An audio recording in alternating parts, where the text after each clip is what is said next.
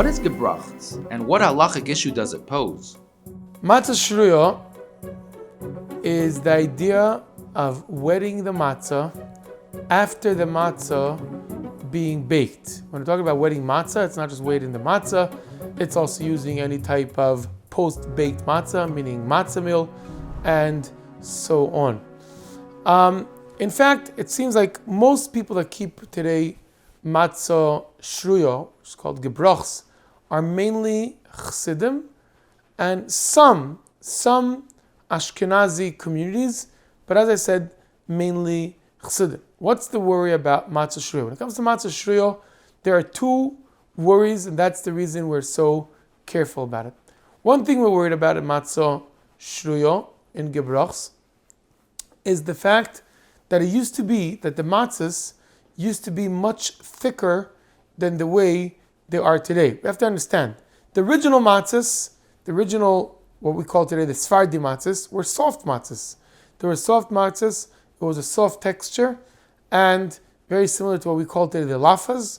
Obviously they're made less than 18 minutes, or kosher Pesach, and there was less of a problem of mixture of the flour and water. There are other problems that the Ramah brings down, that's why Ashkenazim don't use it, and that is the fact that that line between it being baked, but baked soft, and not baked at all, is very, very thin. So somebody that's not very professional doesn't always really know how to do it. The Ramah says, being that we don't really know how to make these type of matzahs, we make our matzahs dry. That's why most matzahs, mainly the Ashkenazi community matzahs, are going to be hard and dry, and the Sephardi matzahs, Yemenite matzahs, are going to be soft. Soft matzahs don't really have a problem of matzah shruya, of flour that wasn't mixed well.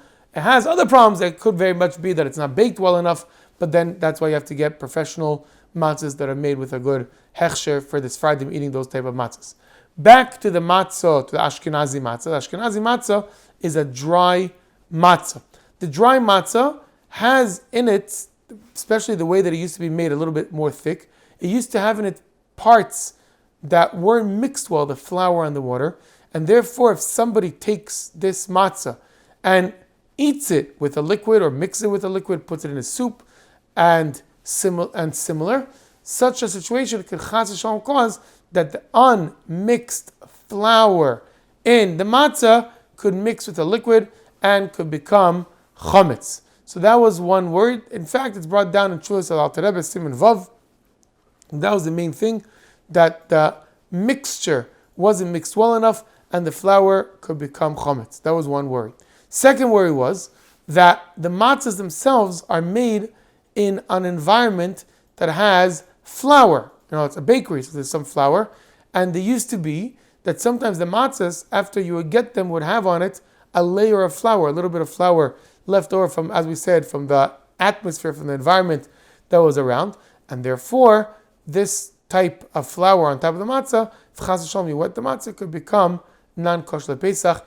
It could become chametz. Even though the Alter Rebbe says, as we said in Siman Vav, that you could mix it with fruit juice because then it doesn't become chametz, or that on the last day, we know the last day we're much more careful, we're much more lenient on the last day with matzah shruya, because the last day is the Rabbanon. Second of all, the famous sikha from the Rebbe that after 7 days we're so careful. The 8th day, the Eibusher protects us over it.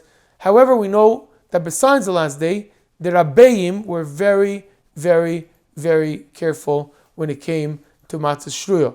We know from the Rebbe Rashab, we know from the previous Rebbe, we know from our Rebbe that the Rebbe was very, very careful when it came to Gebrochts, when it came to matzah shruya. Maybe the most famous story is a story that I heard from my father-in-law, Rabbi Zalman Chanin Zol Gezun Zayin, that when he was by the Rebbe for the Seder, for the Sdarim, from Tovshin Chav Gimel to Tovshin Lamed, he had the schus of being there for 7 years, which meant 14 Sdarim by the Rebbe.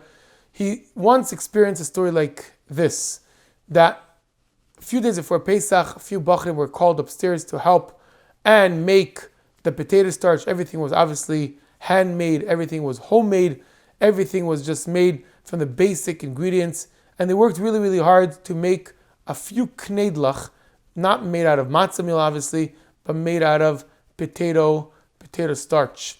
And when it came the second night of the Seder, they brought to the Rebbe the bowl with the soup and a knedel in it. One of these knedels that were made by the Bachrim, made out of potato starch. One of the waiters got very nervous. He ran to the cook and he said to her, "Hey, how could you serve knedlach? What's this made out of?" And she wanted to pull his leg. She wanted to make a little bit of a joke. She says, "What do you mean? These are real knedlach." So he said to her, "You kidding? Real knedlach? Don't you know we don't eat gebrochts on the second night of Pesach?" She says, "Don't you know that the last days we eat knedlach?"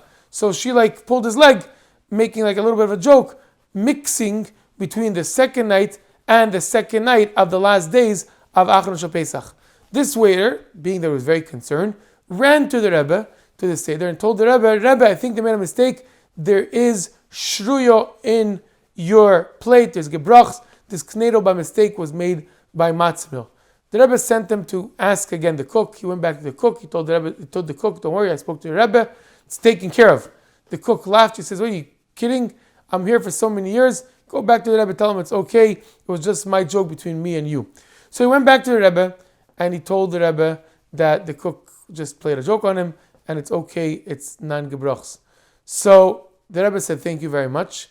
And it was known that around the table, people didn't used to eat till the Rebbe started. So the Rebbe bent down towards his plate and cut the knedel into little pieces. And when he bent down, all the other people sitting around the table figured that the Rebbe is eating, and they started all eating their soup. But the Rebbe sat up straight and didn't continue eating, just because the word shruya, the word gebrochts, was said about something. The Rebbe already from there on didn't come close to it. That's how close the Rabbeim were when it came to shruya, when it came to gebrochts.